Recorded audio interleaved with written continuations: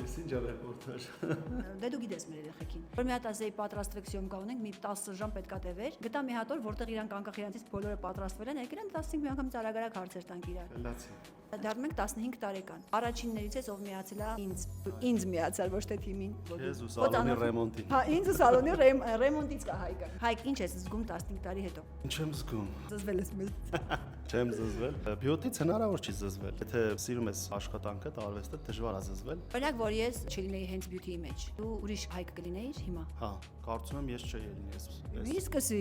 բայց այդքան հարց, այդքան մարդ, գալիս է ու քո կռիվն ատալի ու դու տենց ուրացող դու ես չէի լինի։ Ոնց կարել չլինեի։ Այս ոլորտը, այս, չգիտեմ, սֆերան, ինձ թվում է սկսել ենք միասին, առանց քեզ կամ չգիտեմ, եմ պատկերացնում, որ Ասա, որ ես անտանելի եմ, բայց առանց ինձ չես կարա։ Եթե հիմա դու չլինես այս ոլորտում, այս սֆերայում, ես կլինեմ լրիվ ուրիշ գործի մեջ։ Չասես ավտո ես ծախելու առնես։ Իմ սիրելի գործը։ Հոբի ունի ավտոների հետ կապված, նույն ավտոն 6 անգամ քանդում է, 7 անգամ հավաքում է, նորից հետո փոխում է, հիասթափվում է։ Այսինքն մոտարպես նույն ձևը ավտոներին վերաբերվում, ոնց պրիչոսկաներ եմ դանդաղ մի մազես կողմ, հետո մի են կողմ։ Իդեալական, պերֆեկցիոնիստ է, ինչ ասեմ։ Հա, կարող է հարցին մի քիչ շուտ ավարտեմ, հարցի աշխատանքը, իջնեմ մի հատ մեքենայի վրա ինչ-որ մի բան շտկեմ։ Ասենք հարցի պրիչոսկի վաղ вообще ձեր մասին չի մտածում։ Մտածում է ավտոյի ռադիատորը լավ է աշխատում։ Ինչ որ մի թեթև բան կա, հա, կպել ես այդ կետին։ Հայ ջան, ուզում եմ հատուկ շնորհակալություն հայտնեմ, որ դու այսքան համբերատար, չգիտեմ, երևի ես էլ, չէ, ես էլ համբերատար։ Ամենայն դեպս մի ուղղությամբ նայեցինք այս 15 տարին։ Շատ ճիշտ ես։